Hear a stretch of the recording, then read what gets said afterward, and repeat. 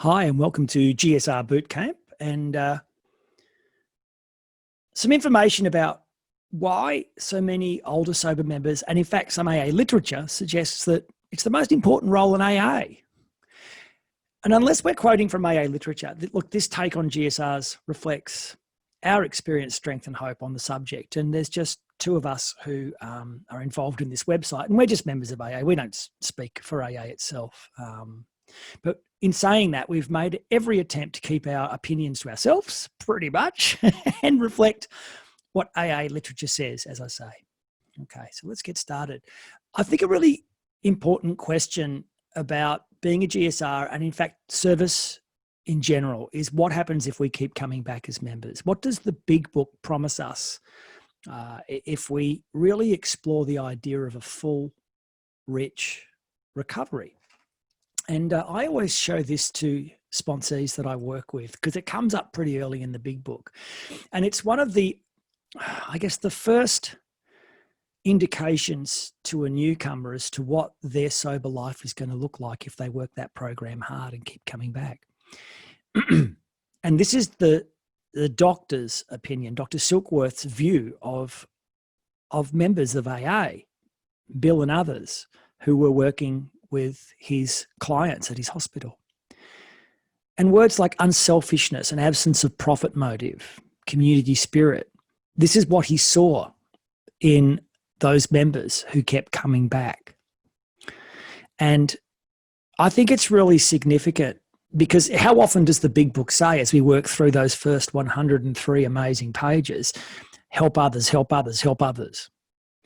And that's the point, right? You know, if we work this program hard, a higher power will turn up. We start working step 11. God, what would you have me do? In fact, we start asking God, what would you have me do? You know, it's step 3 stuff, right? It's that prayer. And all of a sudden, this life of asking God, what would you have me do? And apparently God gives us the answer. And, you know, and if you want to cut to the chase, I always think, well, okay, the answer's in the book, help others, help others. And so there's this helping others altruism that seems to be all the way through the instructional parts of the big book in terms of telling us what our life's going to be like if we keep coming back, what's going to keep us sober. Now, he also suggests that they believe in themselves and still more in the power which pulls chronic alcoholics back from the gates of death. And I think this is the imperative that drives my service and perhaps drives yours and many other members. This is a life and death proposition. It's that fundamental true acceptance of step 1 that we're all going to die as alcoholics if we don't find and work that solution that's offered in the big book. If you're a hopeless alcoholic like I am, like you might be. And so this life and death proposition, these guys are fed income. They are really concerned about the lives of other people, which are on the line unless they're assisted by other members. So there's that unselfishness bumping into the life and death nature of our disease.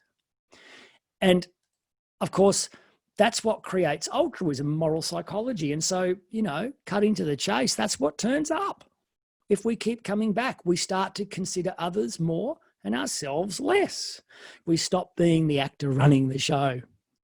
So we all seem to find our higher powers will in place for us, but it isn't always the same place. So the first thing I'll say about being a GSR is your higher power telling you to be a GSR, or is it just some person in your home group going, we don't have a GSR, it's your turn? Because I don't know about you, when someone tells me to do something, another human being, it often works out less well than when my higher power suggests I need to do something. So let's assume that our higher power is directing us into some form of service in AA. And some of us start to do loads of work at group level. They start to be the engine room of their group, and perhaps a number of groups. Some people's group conscience may actually create more than one meeting, for example, on more than one night. And there's often someone who's coordinating that, and good on them. Some people sponsor a ton of people, and their moral psychology leads them to assist others in that 12-step work. I know people with over a dozen sponsees. I've never had more than 2, and there have been times when I've had none. And I don't believe it's God's plan for me to focus on sponsorship in my recovery. That may change, but today just for today. It's not the case. Some people, and I love these people, thank God for them, they're the ones who actually set up AA events. And you'll often find, that journey begins with, I know in Victoria, where I'm from, Victoria, Australia, we have VickyPAR, which is the Victorian Young People in Recovery conference that happens once a year. And you'll find a whole lot of young sober members, not young in age, young in sobriety, are setting up that particular event. And they learn to do so. And some of those members, that's their path. And they end up setting up the AA conference when it comes into their city, for example. There's always an event, a fundraising trivia night, a roundup to organise. And these are the people who are the engine room of that. The ones in the kitchen making loads of Parmigiana or something for us to eat when we go to those roundups. Good on them. You've got people who present to members, and that's part of my path. I'm doing that right now. And there are some very famous people on what some people call the AA speaker circuit, which is a global circuit, who spend a lot of their time on stage, keynoting other people into a better recovery. There are some people who like that grassroots central service office structure. I'll speak a little bit more about that later on. Who really like to keep things grounded in their vicinity, and we have quite a number of central service offices all around Australia, and each one of those provides that grassroots AA support to the groups in that area. And thank God for them and the volunteers, because they're doing things like selling literature and peopling the phones. I nearly said manning the phones, learning not to.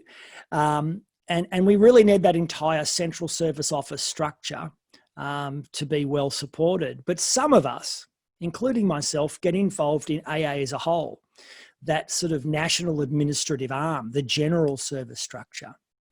And either way, though, here's the way I tend to see it. If we keep coming back and that moral psychology, that altruism kicks in, we start to see that our recovery is truly benefited and extended by work in the service and unity space. It's almost inevitable that we start to see those traditions and concepts as an expression of our spiritual growth, not just in the fellowship, but beyond, as it ceases to just be a program and it becomes a way of life. And for me, as I say, even though I do some work in the other areas, my predominant focus, and I believe my higher power has chosen it for me, is the general service structure. And of course, that meant I became a GSR. So I'm going to identify, and I'm not going to share my recovery story the way I would in an ID meeting. I'm going to share my service and unity story, but here's my ID story. My last drink was in December 19, 2011. And like you, no doubt, it wasn't the greatest day of my life, even though it was the greatest day of my life. Didn't feel like it at the time, but it turned out to be, because I kept coming back. And I started doing AA meetings very soon after that last drink. And you can see on the bottom there, I started doing continual service at group level. And look, to this day, I'm still the person. I've got to stop myself from getting to meetings early and setting out the chairs, setting out the coffee cups. I know that I'm robbing a newcomer's chance of learning what service can do for them. I've got to pull back. I've got to accept I'm doing other kinds of service now. But where I can, I am still doing that continual service at the group level. That's stuff that, just talking to people in the kitchen, washing up cups, and that stuff has been a constant in my life from almost, I'd say, month 2 or 3. Certainly was put on steroids when I joined a home group. I suggest you do that if you're new. You'll see here, though, that I started doing the steps, and around a year after I came into the rooms, between step 6 and 7, I had a spiritual awakening. God turned up. And everything changed at that point. I started to go, okay, this is feeling different. I now know I have a higher power. I have to stop worrying about whether I believe in one or not. It's just there. Thank you, steps. And very soon thereafter, and looking back, there's obviously some congruence between that second event and the third one. I started to do more formalized established service work at my home group. And I've had a number of home groups throughout my recovery journey. I've been a treasurer twice for 2 home groups. I started being a secretary for the South Melbourne meeting in Melbourne. That was a 5-day-a-week meeting. Had a male and female secretary, and so on it went. And that was great, because for the first time I had to read something about what those roles represented. Look, I'll be honest, I spent a lot of time talking to the people who'd been in that role previously, but there was a little bit of light reading around what those positions were. I didn't read the group handbook, though. I didn't know one existed at that stage. Now, you'll notice that around 3 years into my recovery, my sobriety, after having done those more formalised roles for a year or 2, I was asked to be GSR for my home group. And that started a trail of service beyond the group level.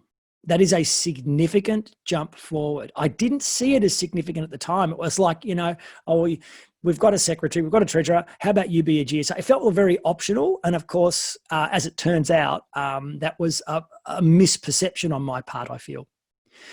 But you'll notice that I was a GSR for 2 years.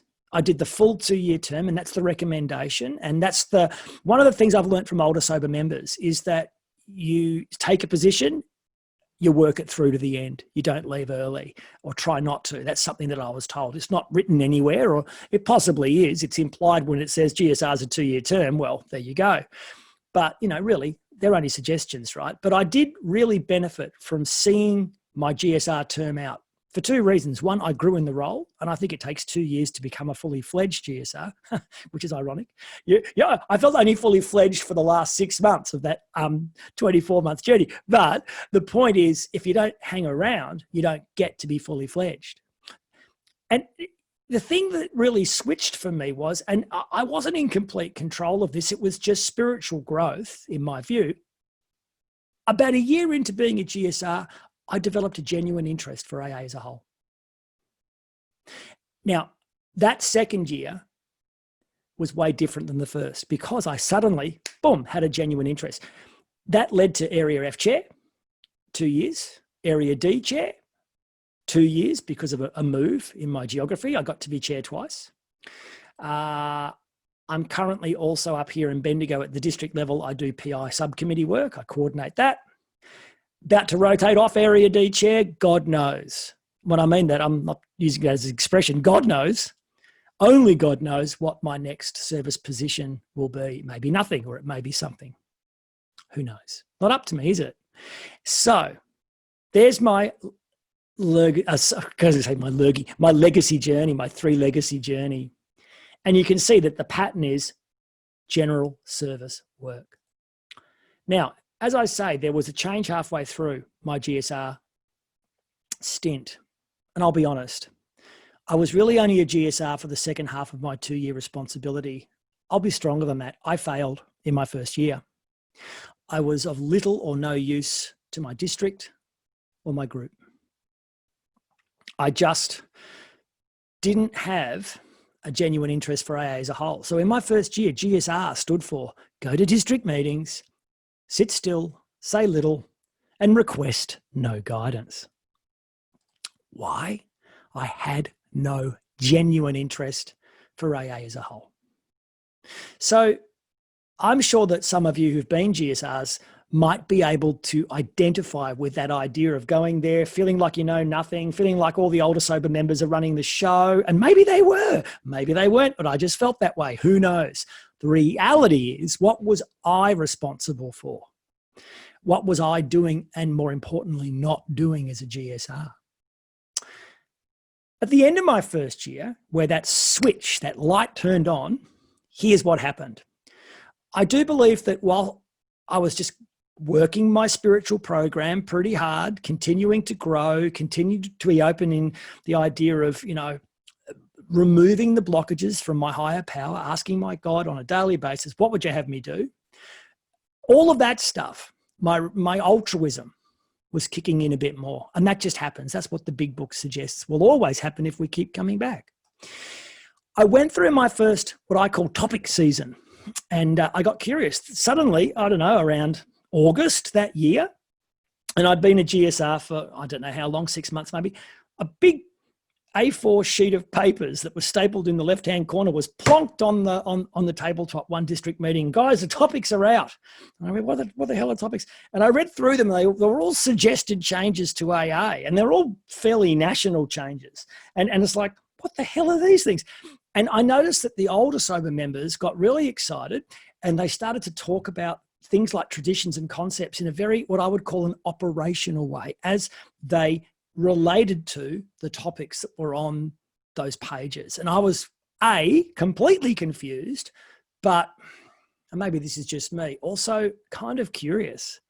I don't like being confused. I tend to naturally turn confusion into curiosity very quickly. And I'm like, okay, I don't know anything about this, but maybe I need to find out. So I started asking questions of the OSMs, the older sober members, and I now see those people as the opposite of the isms at times. OSMs can really help me with my isms. And I started going, what the hell what does this mean? And what there, and they were, here's what I noticed. You ask an older sober member who does general service work a question about a topic or a tradition or a concept, their eyes light up, and you are not going to get any change out of 10 or 15 minutes, because it just seems to light them up. And now it lights me up. And I'm not an older sober member. I'm only 8 3/4 years sober. So I'm in that no man's land between being a newcomer and an older sober member. I love that space. I'm just beginning to feel that excitement of, oh, a newcomer is asking me a question about our traditions or our concepts. Wow. It's so exciting. And I got a lot of information that way. But some of that information verbally from the OSMs was, how about you read something, Derek? How about you read the back end of the 12 and 12, not just the front half? Why don't you read AA Comes of Age? What, you mean that thick hardcover book? Yes, read that, Derek. And so it was that I started to do some of that reading. And something at district was pissing me off, I'll be honest. I forget what that was, because as soon as you deal with the resentment, it's hard to have it come back to mind, I find. But there was something at district that was niggling away at me. And there's nothing like a niggle to get people reading, I reckon, in AA. So, in other words, I developed a genuine interest for AA as a whole. With my character defects and my character strengths all flying around in my head, I got off my backside and I started to actually learn, become a learner. My altruism, my moral psychology kicked in. And I remember being at 7 Steps, which is a Monday night meeting, and they do a tradition at the end of each month. It's a really strong meeting with lots of older sober members, lots of community work. It's a very strong AA group in Melbourne's inner west. And they were doing tradition 1. This is the long form here. And I always suggest, if you really want to learn about traditions, read the long form. They give us information that at times the short form of those traditions doesn't. Anyway, it says here, each member of AA is but a small part of a great whole. Tick. For the first time I went, yeah, that's how I feel right now. AA must continue to live, or most of us will surely die. Wow, okay, that's looking at step 1 in a new way, isn't it? I mean, I accept the life and death proposition of step 1 for me, but now I'm thinking about the life and death proposition of step 1 for us. And all of a sudden it's feeling more like step 12 than step 1. And in fact, it may even feel more than that. That's why it was like, okay, how do we carry the message outside the rooms? These sorts of things were popping into my head. Hence, our common welfare comes first. Our common welfare comes first? First? Not second? No. Common welfare comes first, but individual welfare follows close afterward. And the first time that stopped sounding like a bunch of rhetoric, a bunch of, lofty speech making, and suddenly it felt like a real imperative that I connected with on every level, mentally and spiritually. AA beats me. If AA is strong, then I will be strong. If AA is unhealthy, then I'm probably going to pick up a drink. If AA goes south, I am going south with it. But it's a very interesting proposition, tradition 1. Do I really believe AA is more important than my personal recovery. For the first time, I felt it possibly was. And that conviction has grown ever since, to the point where I now believe the less I care about my personal recovery and do service and work for others, the more recovered I actually am. It's quite an irony. But the less I care about me, the more I'm actually tending to me. And I keep exploring these nuances. What's the difference between caring for myself and tending to myself? And I find I'm tending to myself well and truly from a recovery perspective, when I just don't care so much about what I need and want today. I'm going to get off my backside and do something for AA, the good of AA, for AA as a whole, and that kind of thing. So in my second year, with all of that stuff starting to go on in my addled little brain, GSR stood for genuine interest, study, and relationships and responsibility. And these are my way of capturing what the AA literature, the service manual, the group handbook, the pamphlet on being a GSR suggest we need from a GSR. Let's look at these concepts in more detail. I'm going to start with something from the AA Service Australia. If you're from overseas, this is the AA Australia Service Manual. If you're from, the UK or the States, don't go looking for page 32. It may be something different on yours. It says that a prospective GSR, in other words, someone within a home group that the group is thinking about nominating to be a GSR, needs 2 or 3 years continuous sobriety. I've asked a lot of people why that suggestion exists, or why we have suggestions about continuous sobriety in AA. And, you'll get a different viewpoint from different people. But in general, it's seen as, if I could combine all of the bits of feedback I've got from members over the years, it seems like a good suggestion, because you need to have that connection with your higher power to feel like you're being directed into general service. That's the first thing. And that may not happen in 2 weeks. It may. But an older son, actually a board member recently suggested that one of the great things about waiting this long is your group can see you do work within those secretary and treasurer type positions. And they can see whether you're going to stick a whole year at that job and rotate out at the right time, or whether you actually kind of give up and rotate out earlier, or they'll actually see what you're made of and what your commitment to AA is at that group level. And then that's how they start to trust and respect that you'll actually be a good rep for them in regards to AA as a whole. So that's, that probably takes more than a couple of months to establish. You need a track record, in other words. I think that's a really strong, compelling reason to think about waiting that long. The group should also consider whether a candidate has the abilities, the time and resources for the future assignment. So you've got to go, as it says there in the unbolded sections, you've got to go to district and area assemblies. There's that's where the connection and communication take place. You either turn up or you don't. And if you don't have the time, if you've got a sporting commitment on a Sun, by the way, at least in the southern region where I'm from in Australia, almost all the meetings and assemblies for general service seem to happen between noon and 4 on a Sunday afternoon. So here's a way to cut to the chase. If you've got something to do that you can't get out of on Sunday afternoons, you may not be a great fit for general service.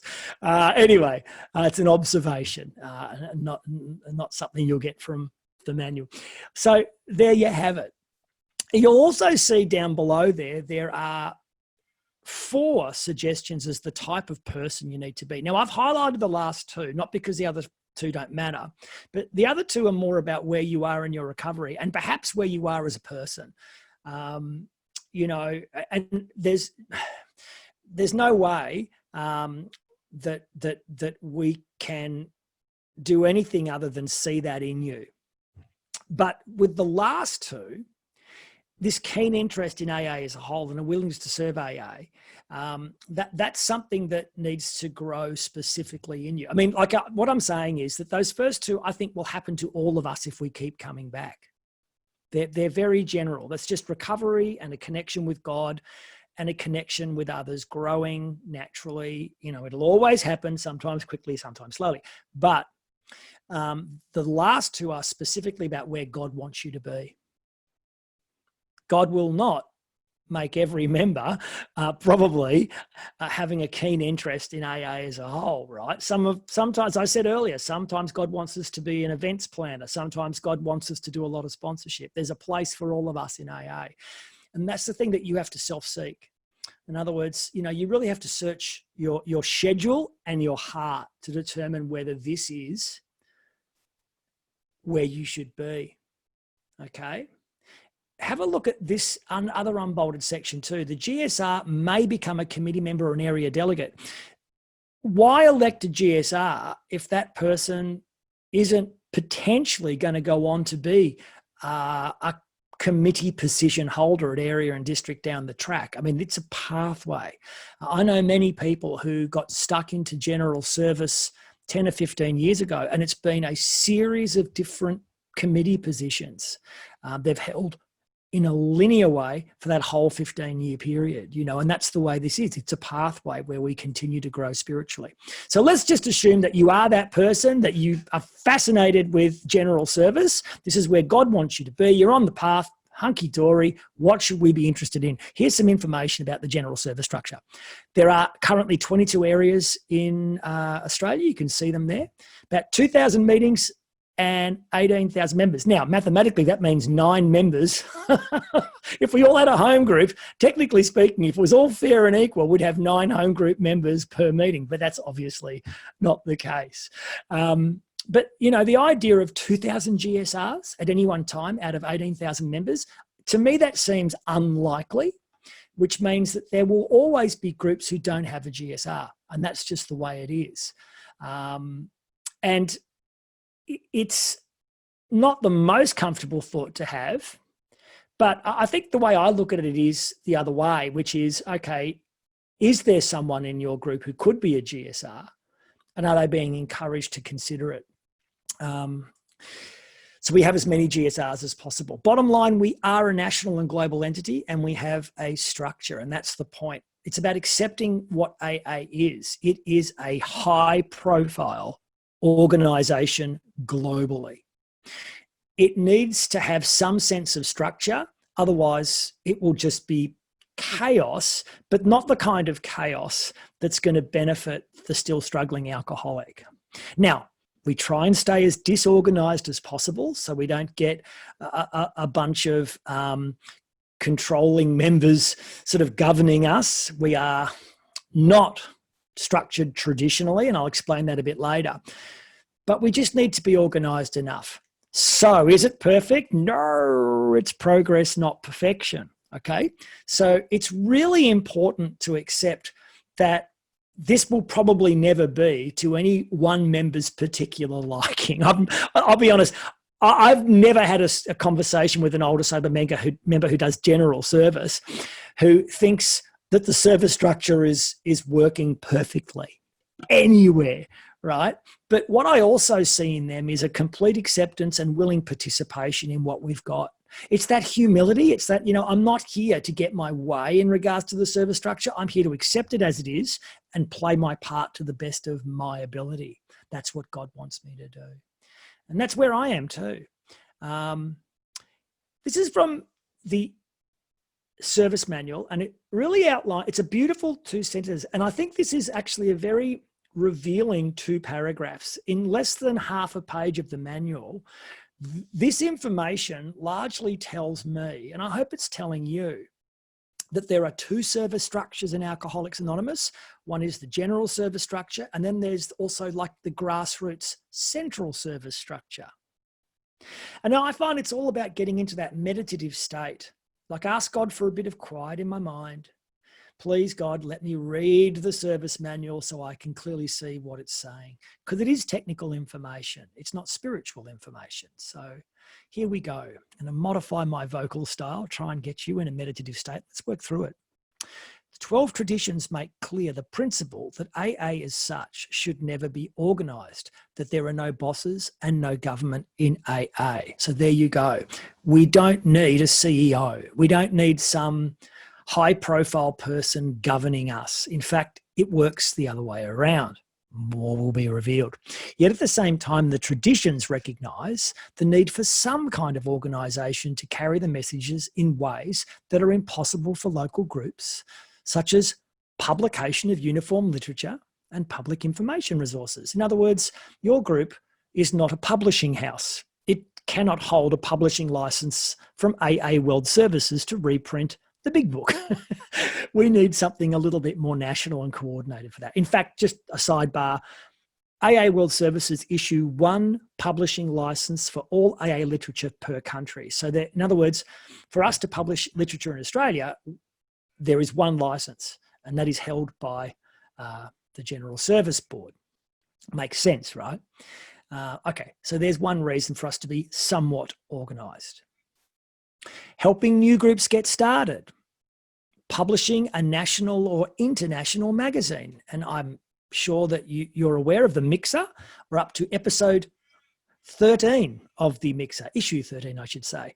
And it's something that was a conference topic a few years ago that was approved. Members edit and manage that magazine. It's an online magazine, doesn't have a paper presence, but it's, a members for members. It's our grapevine, and it's growing in terms of its status and profile right across the country, and carrying the message in other languages into other countries. So that kind of stuff, like I know AA Australia helps some smaller countries in the oceanic part of where we are. And, I know that we had one of our conferences, for example, at Fiji, not in Australia, and that was to help Fiji get on its feet with a general service structure, which it now has. That's the kind of stuff that needs to be somewhat coordinated at a national level. Important though, motivated groups can do quite a lot. So one of the things here is, if something's impossible for your group to do, general service kicks in, or sometimes central service does. But the real question here is, or the hidden opportunity here is, how much can your group do? I mean, there are groups in Melbourne who are really maxing out how much they can do, and they're organising rosters for rehabs and detoxes, and they're organising speakers to go on, regular radio shows, community radio shows on addiction. So there's always an interviewee. There are groups who are doing a hell of a lot of work in public information. They're really finding out how much more than just running a meeting a group can actually do. But of course, groups can max out their usefulness, and that's when we need some sense of structure beyond the group. Therefore, whilst the local groups, intergroups and districts are mostly concerned with local 12-step work by providing central service, okay, so a central service office, coalface AA, all right, or a district or an intergroup. General service is concerned with those services which affect AA as a whole, services that these local groups are unable to provide. Okay, so it's really important to make this distinction. The GSR is your group's contact point, not for grassroots service, but for general service. They are the connection point between your group and AA as a whole, national, international AA stuff.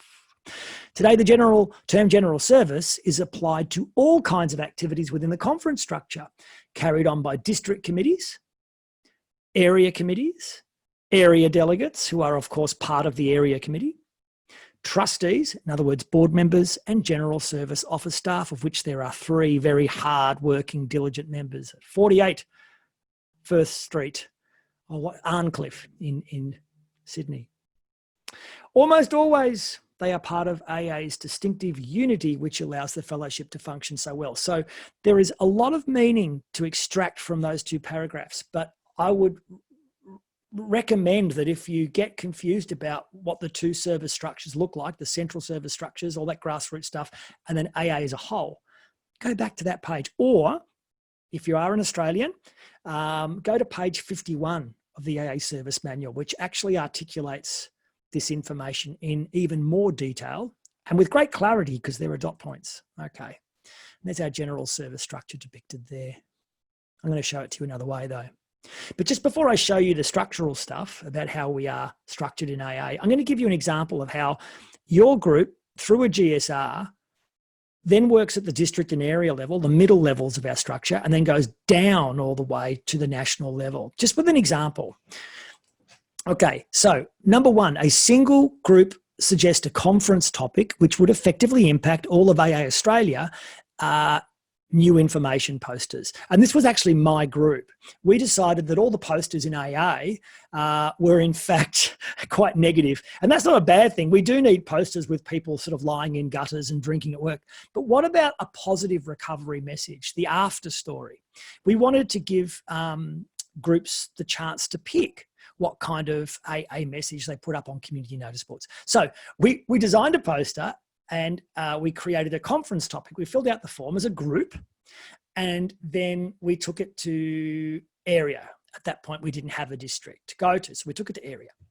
And it was discussed and edited and supported by that area. So in fact, I think we changed the photos, and I think we changed the byline of the poster. In fact, everything was changed to some degree. And that's the value of taking things to area, where you get all the groups in the area represented by GSRs going, oh, we think this and we think that. And all of a sudden we felt like a creative team. And then that topic, refined and edited by area, went to conference, and it became what they call an advisory action. In other words, the delegates at conference and the other people who get a vote said, great idea. And now that's for sale. That's the aa.org.au literature website you're seeing there. But just below that first box, here's the point. AA Australia can sell that. But it was the group who had the idea. And in this case, the GSR's job was to formalize that idea. Go, that's a fantastic idea. Let's create a conference topic and I will facilitate that. So, you know, the GSR's job is to facilitate that topic's process. And now we have a poster, and that's how AA works. It works, that example and everything else, because, you know, there's your group, there's AA as a whole, and it's a two-way communication and connection point. So you've got these cans. You'll see the arrows go both ways. That your group needs to connect with AA as a whole, and equally, AA as a whole needs to connect with you. How? Well, you can look at this stuff here. There's a whole lot of, like I'm talking about a really connected, involved group. They will have views and concerns about general service, or about the way the board is doing something, or about the way the general service office is doing something. They will have questions, requests, and they will, you know, they will need those questions answered. So they will ask those questions via the GSR. Suggestions for change. That's often a topic process. And again, the GSR's job is to facilitate that. There's insurance and admin stuff that sometimes needs to be done. There are always opportunities to assist the general service activities. There's always potentially some sort of advisory action that needs to be project managed or something like that. There's work to do if you put your hand up. Participation in district and area, those fundamental, go to the meeting, represent your group. There's also the opportunity for a GSR to do it themselves, or to get members of their group to contribute articles to all these different publications that AA Australia are involved with. You know, and look at that first one, aaservice.org.au, which is the service website. Please consider subscribing to that. But also, if your group does some PI activities, part of the GSR's job is to let the people at aaservice.org.au, the members who actually organise that website and update it and manage it, curate it, let them know what you're doing and give them something visual, a photo or an article to put up on the website.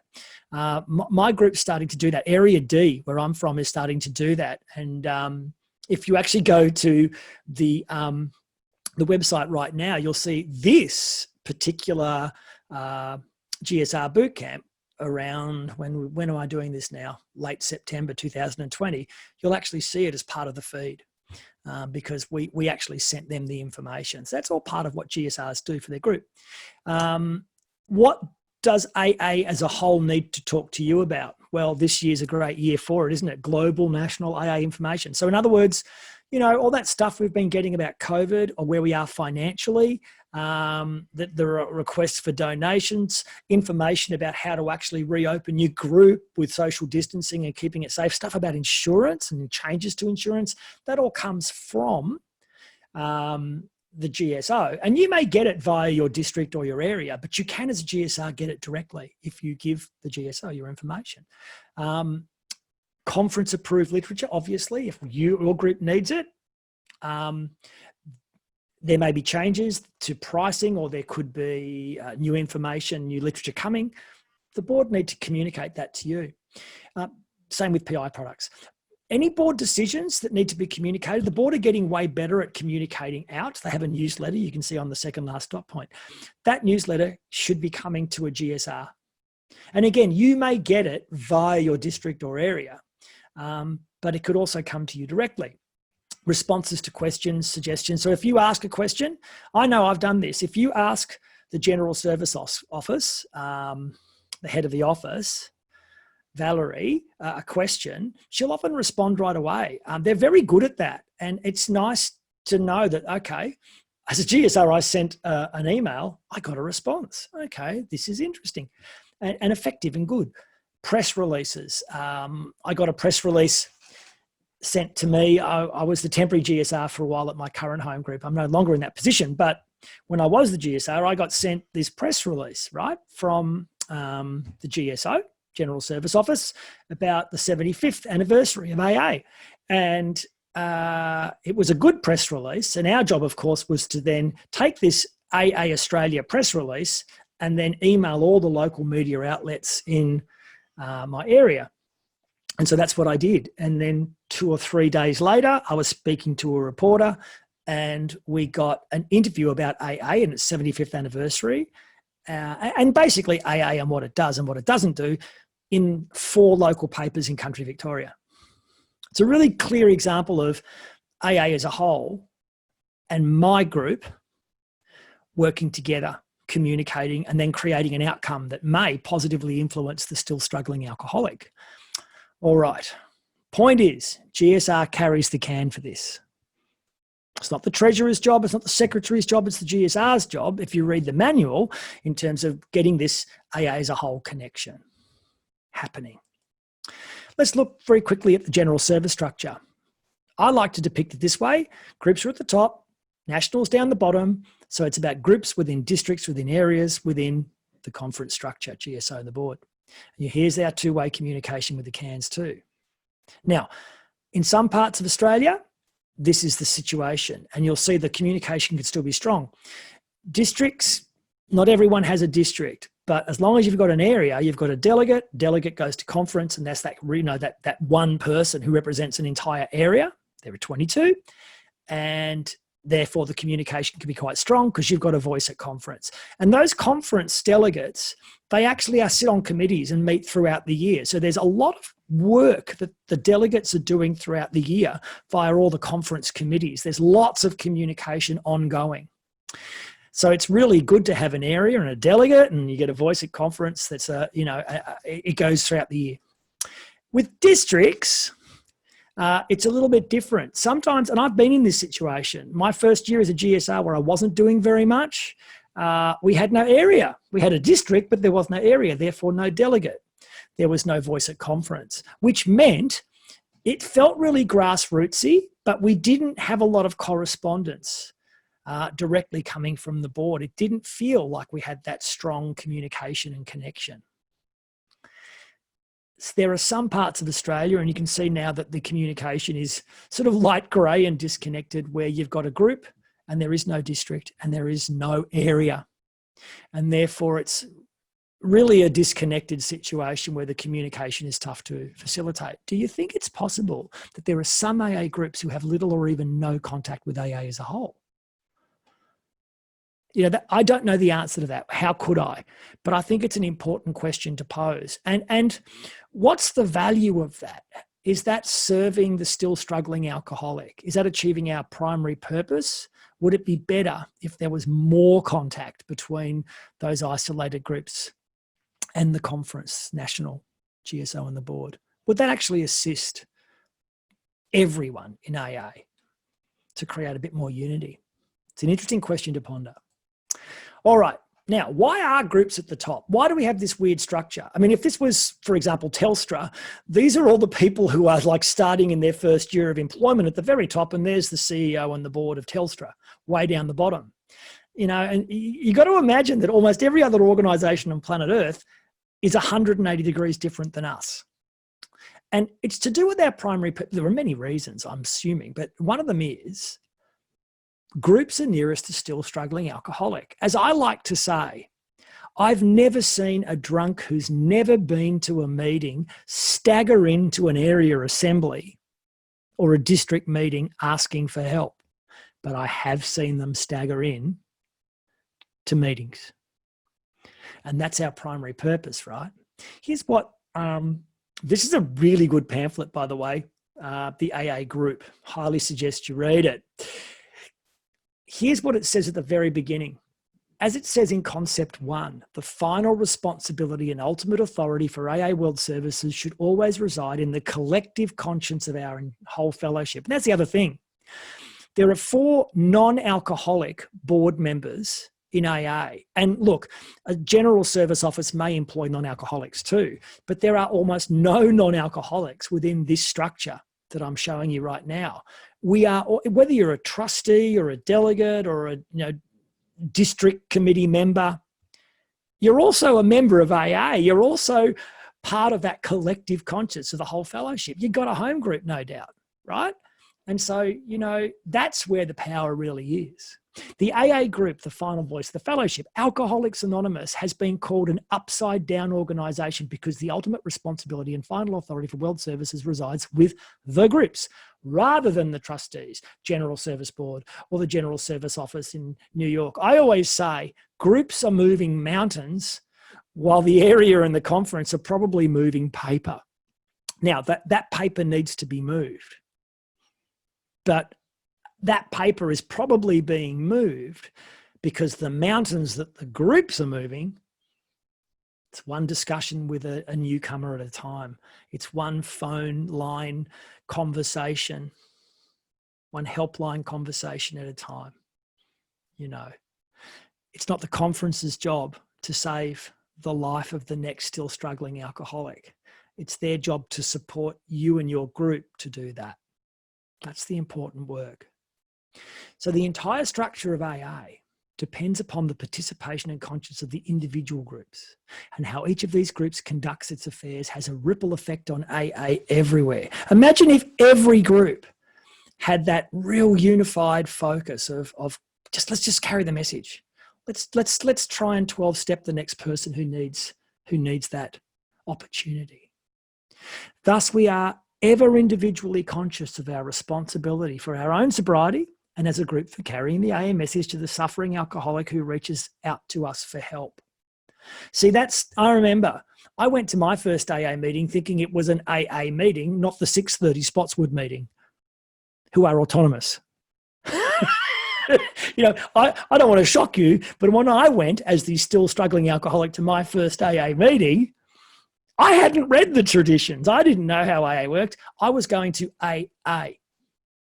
The AA I saw on film and television. The AA I saw on, Days of Wine and Roses, that movie from the 60s. It was AA. And so, this uniqueness that each group has, I didn't know about, didn't care about. I just wanted help. AA has no central authority, minimal organisation, and a handful of traditions instead of laws. Now, let's look at these traditions for a moment. Because if you're a GSR and your heart and your head are in the right place, this is what Bill Wilson wants you to perceive them as. As co-founder Bill Wilson noted in 1960, we obey the 12 traditions willingly because we ought to and because we want to. Perhaps the secret of their power lies in the fact that these life-giving communications spring out of living experience and are rooted in love. So even though, you'll hear people say, oh, they're just suggestions, but we get to obey them, and we get to obey them because we want to and we ought to. Now, they're our best shot at being AA, the good AA that I sought when I went to my first meeting. And that takes study. The GSR needs to learn as much as possible about our traditions and concepts and should be familiar with the books, and I'll show them in a minute, but let me just say, this is what the GSR needs to do. I was speaking to a board member, as I said the other day. I do a podcast and I'll talk about that later, just briefly, but he said he's seen GSRs at district meetings who don't have any knowledge, and it's not a great thing. A GSR without knowledge, me in my first full year as a GSR, not going to get too much done, right? Not too much unity there. You know, it's that contempt prior to investigation. Well, we need to investigate, right? So here are the books that are suggested in AA literature that if you're fair dinkum, you need to read. Now, luckily, you don't have to memorize them. There's no test at the end of this. I find I've read all of these, but I often read them sporadically. I read them when someone asks me a question, right? I read them one question, one issue, one matter at a time. Now, I have read them from cover to cover, but it starts somewhere. You don't have to basically swat for a month and become a super expert. It's just about going, okay, I'm committing to opening this stuff up and reading it and seeing where I get. Now, here's one suggestion. If you're thinking of becoming a GSR, start reading this stuff now. So that first year is going to be more effective than mine. Now, here's what I think is happening a lot.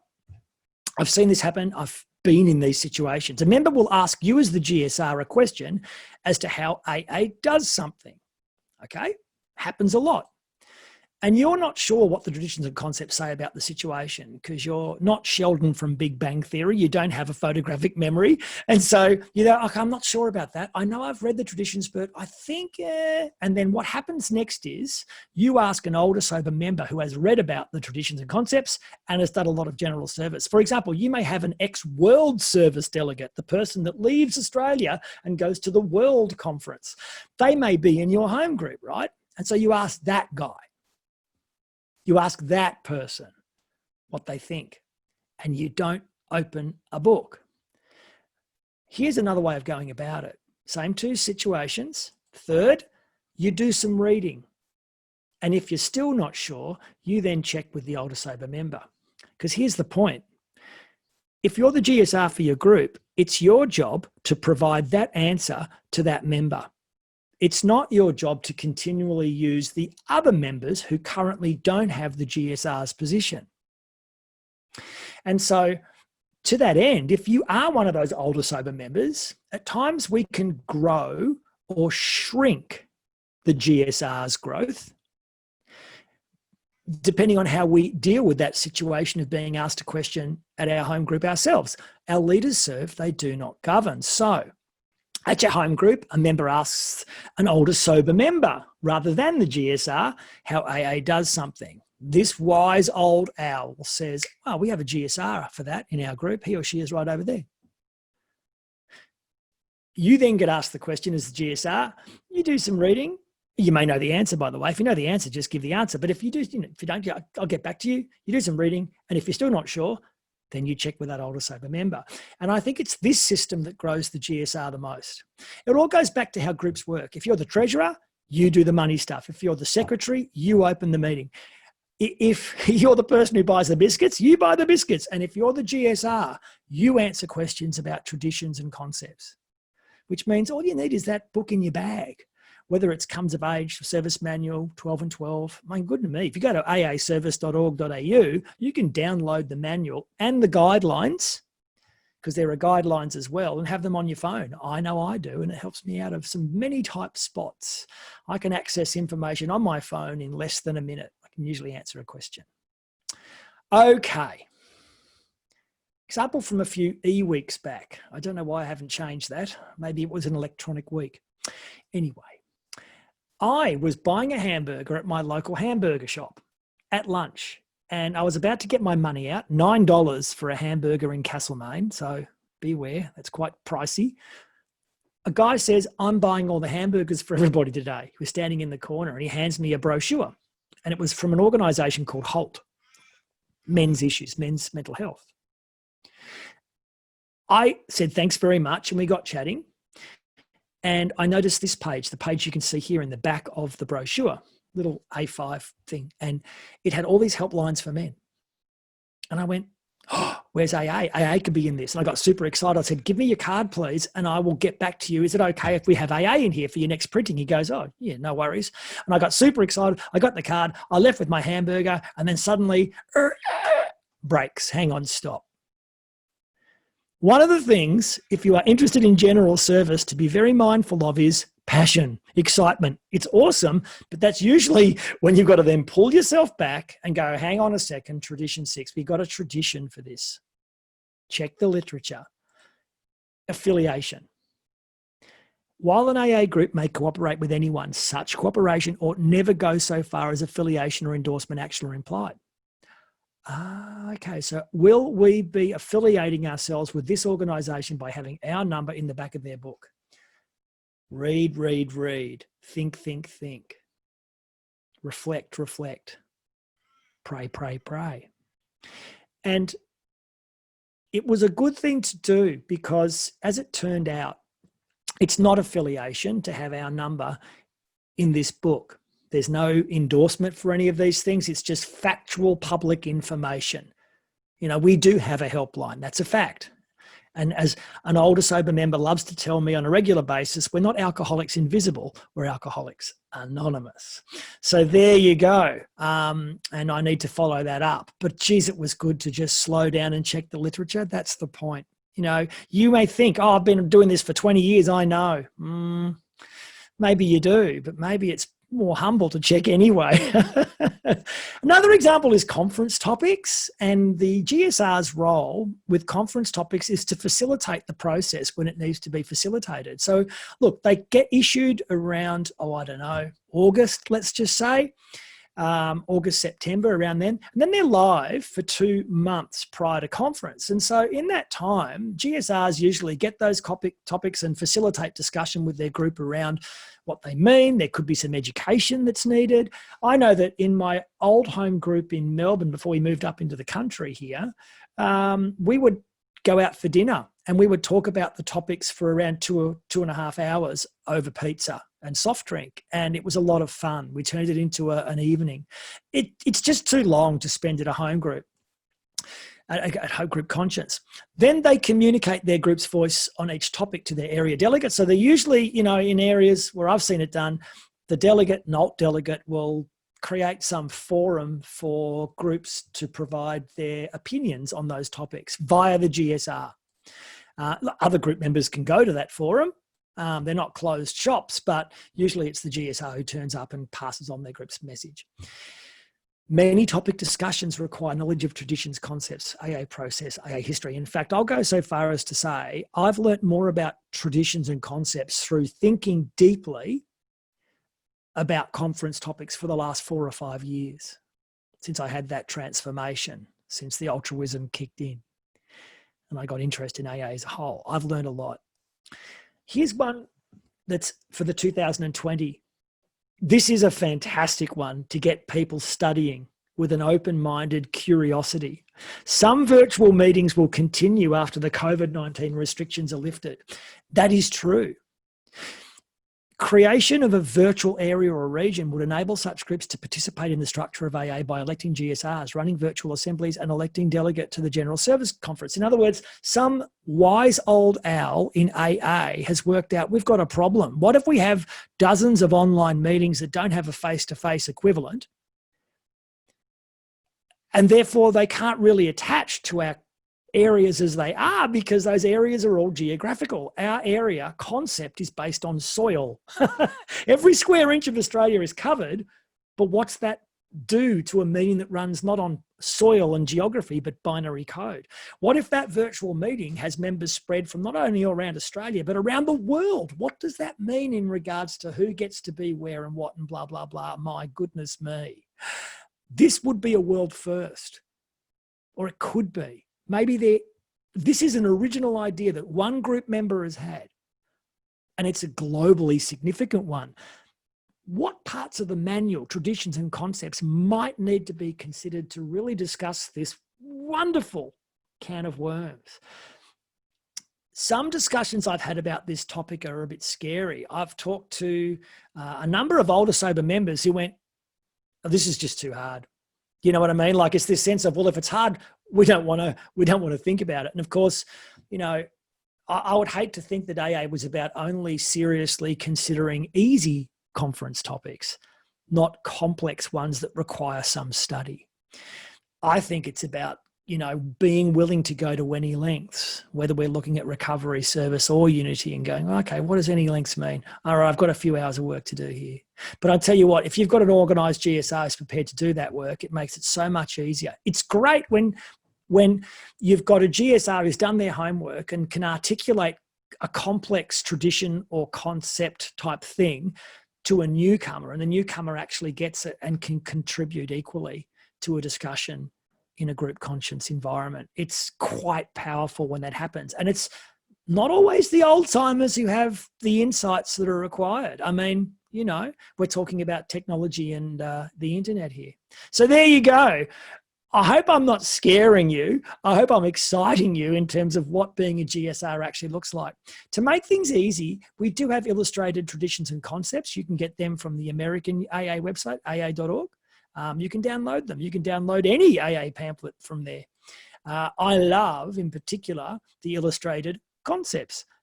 They simplify something that I just decided was too hard for my brain to deal with. When you read the illustrated concepts, you can't say that anymore. I can't say it anymore, at least, because it's super easy. You know, this one's on voting and right of participation. And I read this and I instantly knew how voting should work in AA. Anyway, let's look at relationships and responsibility. This is about connecting with your group as a GSR and what's required. And this is all coming from AA literature. Within your group, the GSR has this lovely opportunity to pass on information from General Service Officer Board AA as a whole. And that's at meeting announcements. You know, and I'll be honest, I'm not comfortable about the fact that as area chair, I'll often go, are there any announcements? My hand goes straight up, the GSR's sitting there, and I'll basically do all of the GSR's work for them and do all the national announcement stuff. I now have switched that. I will stay silent. And even if the GSR doesn't make any announcements, I'd rather that than me taking over and not growing that GSR. At some point, perhaps that GSR will go, oh, hang on, this is my job. I better, you know, no one's making, oh, that committee member's right there, but they're not, maybe I should say something. And of course, this is what I've got to respect that group has a GSR and not step on their toes. Equally, the GSR's got to step up and actually do those announcements. That's their role. It's about attending district and area events, not just assemblies, but if there's an inventory, if there's a workshop, it's attending those things too. And look, ultimately, maybe even running them to some extent. Conference topics, we've talked about that. Gaining an understanding of what the group, like often what can happen is an area assembly, something will get raised, for example, about, oh, should we raise or lower the prudent reserve for the area? Okay, great. My group is unsure about that. Let's get back in 3 months. We'll give you our group site. You know, you can really slow things down by not knowing what your group's general opinion about things like a prudent reserve or AA and money or public information. It's actually quite effective if the GSR gets an idea of what their group's general opinion on such matters is, so that they can then exercise their right of decision and speak on behalf of their group or vote on behalf of their group there and then in that assembly. And knowing a little bit about what your group generally feels about AA as a whole matters can really speed up the whole decision-making process within the service structure. And I can tell you from bitter experience, and I'm sure I'm not Robinson Crusoe here, one of the things that can really be frustrating is the length of time it takes for any committee to make a decision in AA. So speaking up if there is confusion, if someone misquotes a tradition or says something that you feel a tradition would help or assist a discussion with, it's the GSR's job to go, well, hang on a second, we've got to, the amount of times I've seen an older sober member deal break a locked horn type discussion or argument in a group conscience meeting by going, why don't we bring 12th tradition in, or why don't we bring the 7th tradition into this? And as soon as that happens, everyone calms down and it becomes a spiritual discussion once again. That's often the GSR's role. because they are the ones who have that interest in traditions and concepts. Okay. With individual group members, it's suggested that we actually show them the group handbook. And that can be quite a lovely thing to do. One of my most cherished memories is seeing a 50+ years sober member who'd been doing general service for at least 40 years at a district meeting take a newcomer through a little A4 sheet she'd drawn of the general service structure. And she was basically teaching that person, that newcomer, about how the structure worked. And it was beautiful. It was something that I'll remember until I die, I hope, that we can give the people when they're new this information.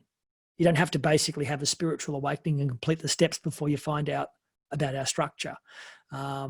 It was really quite, and this older sober member actually said to me, at times it's important to take people through the traditions before we take them through the steps. Now, I don't know what I feel about that or what you feel about that, but it's an interesting perception that challenged everything I thought about AA up until that point. And she is someone I really respect. And that's how AA works, right? Have an alternative GSR. And sometimes it's suggested they become the PI person too, and then they step up into the GSR role. Newer members need assistance if they have an interest in service. We've got a whole bunch of new members up around the Bendigo region. Some of them are less than a year sober, but they want to do service. Well, that's when a GSR can go, great, let me help you with that. And that's about encouraging participation in service, electing an alt GSR and that kind of thing, and then facilitating service sponsorship if it's required. I have a service sponsor. I have a recovery sponsor. They are not the same person. And there's more information on service sponsorship in the general pamphlet, I think it's questions and answers about sponsorship. And it's the only pamphlet with the word sponsorship in the title. There's a page on service sponsorship in that pamphlet. Good reading. So if you're not keen, you may not be keen after this presentation. If you are keen on being a GSR, why not consider subscribing to aaservice.org.au? That is a hub for everything service. Manuals are there, guidelines are there, whole bunch of stuff is there. Every board letter is there. Every GSO letter that's been sent out is there. Easy to download, easy to access. Start reading AA Around Australia, the Mixer and the Board newsletter. They'll either get sent to you via your district or area or directly if you wish that to be the case. If you let AA, the General Service Office, know that you want that and you communicate with them. Really good to read. Lots of useful information. Seek out a service sponsor or at least a circle of members with service unity experience. Look, I've got a couple of service sponsees. They'll call every 3 months. It's not as if I'm not their recovery sponsor, where they're calling me at 7 o'clock in the morning that is not what the service sponsor does. It's literally just like a question and answer service about traditions and concepts if people are unclear about the literature. Start reading the suggested literature, by the way, just, a page a day, half a page a day, the topics are out now. Have a read of those topics and think, where could there's one on step 7 at the moment that about job keeper, for example. And it's, okay, you need to understand tradition 7 to understand what that topic's about. So, it's a good opportunity to read about tradition 7, but with that lens on of that topic. Attend traditions and concepts meetings. A lot of them are online, often in the States.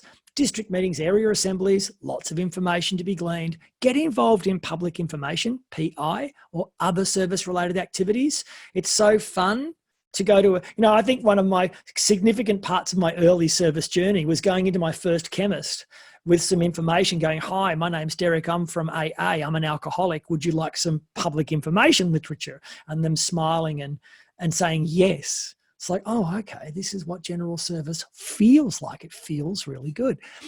Check out my 3 legacy related podcast. It's called The Happy Sober Whoopie Party. It's on Spotify and Stitcher. Oh, no, it's not on Stitcher yet. Forget that. It's on Spotify. It might be on Stitcher.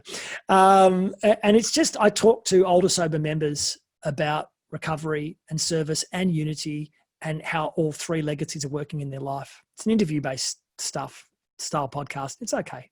I hope. Trying for it to be. All right. To end, my friends, there's a pamphlet, GSR. I actually found this on the American AA.org website, and it's all about being a GSR. Other resources, you can download that pamphlet. As I just said, there's the General Service Board newsletter. It comes out once every 3 months, makes for very interesting reading. aaservice.org.au, I've banged on about that long enough. AA.org, Illustrated Traditions and Concepts, that's where you find them. All of the AA pamphlets are available from the US website. Spotify, that's where you'll find the podcast I was talking to you about. And there's also a YouTube channel that, by the way, you know, my wife and I call ourselves the Engine Room, and that's the name we use to do these sorts of presentations. You'll find this video and other videos on general service related subjects, Service AA. And thank you for your attention. Have a great, happy, sober day. Cheers.